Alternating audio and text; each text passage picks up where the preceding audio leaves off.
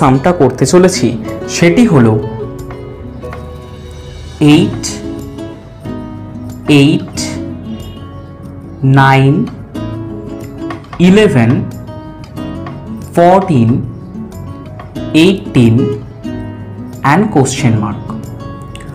So এক্ষেত্রে আমরা লক্ষ্য করলে একটু দেখতে পাবো যে এটা কিন্তু ইনক্রিজিং ট্রেন্ড, অর্থাৎ 8 থেকে 8 দেন 9 দেন 11 দেন 14 দেন 18 দেন কোশ্চেন মার্ক, অর্থাৎ এটা কিন্তু ইনক্রিজিং ট্রেন্ডে বাড়ছে। অর্থাৎ এখানে আমরা অ্যাডিশন অথবা মাল্টিপ্লিকেশন ইউজ করতে পারি।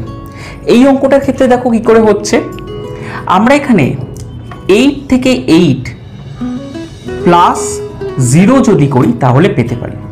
দেন 8 থেকে 9 গেলাম প্লাস 1 করে, দেন 9 থেকে 11-এ গেলাম